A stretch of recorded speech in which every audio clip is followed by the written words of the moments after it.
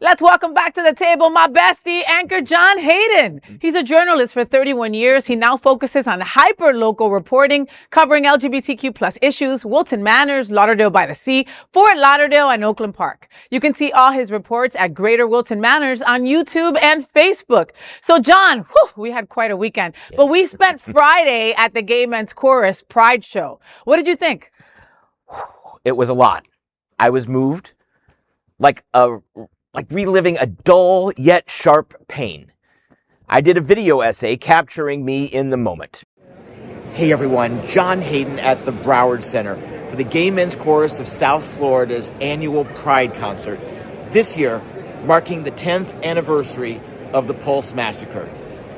This was a celebration of grief, a celebration of survival, and a celebration of pride.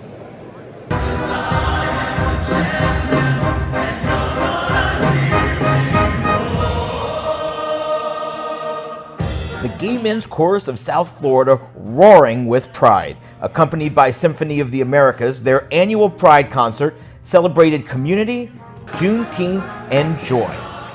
It also marked the darkest chapter in Florida's LGBTQ plus history.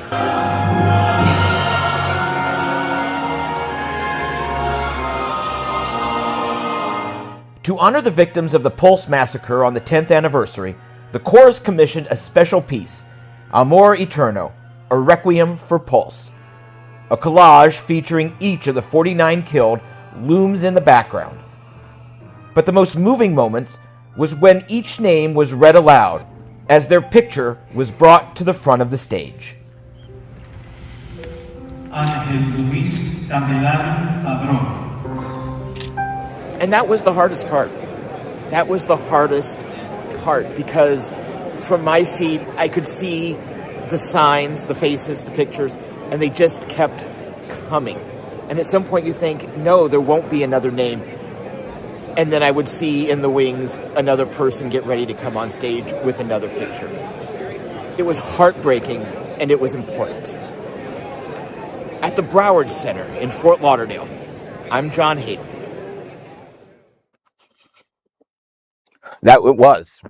It was a hard night. The composer Sonder Choi was there, and I saw him beforehand, and met a couple of the poets that combined to write Amor Eterno, and it was like I was connecting back with Pulse through this music and through getting to know the poets who wrote it. Thank you, Gay Men's Chorus, because I know you guys do so much, and you're a joy to cover.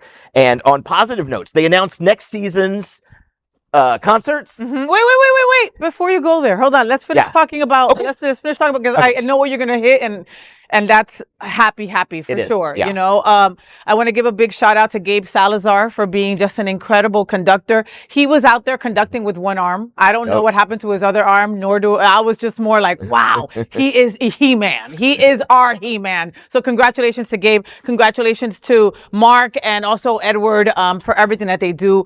The Gay Men's Chorus worked their butts off for this. Really did. And not an easy thing to present to us Juneteenth and also present to us the Pulse Massacre, right? They also had two survivors that were also there. And like, you know, I'm getting chills now because like you said, like, you know, it took me back to when that massacre happened, and like, you know, 49 names, like John said, every single time we heard a name, it was like, okay, we'll be done soon, you know, and they weren't. And it was like, all those 49 folks are no longer with us because of hate, you know?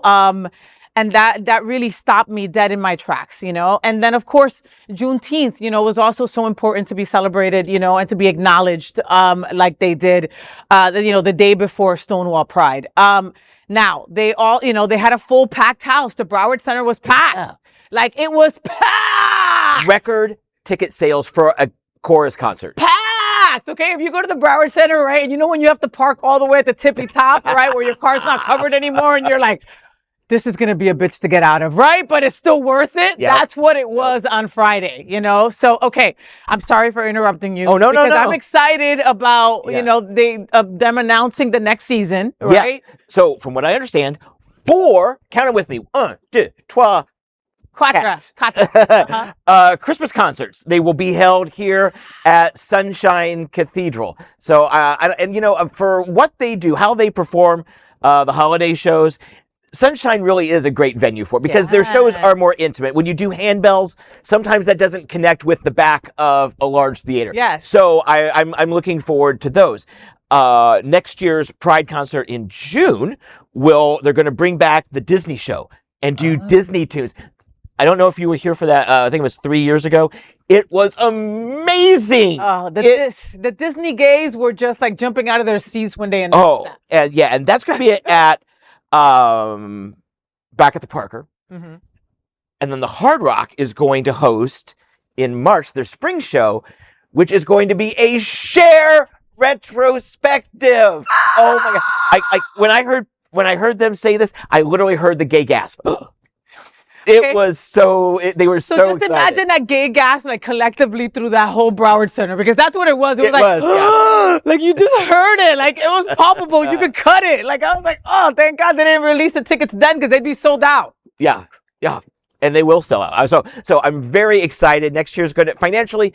All of our gay organizations are facing a challenge, but with this programming, I think they're threading a needle pretty well. Yeah, and they also announced their gala in October as well. Yeah, the week before Halloween. Which is like, their theme is like something wild. It's like just like it seems very like, Garden of Eden meets Eagle, which I don't think that's what it is. But I'm just saying, like in my mind. Every night on the drive.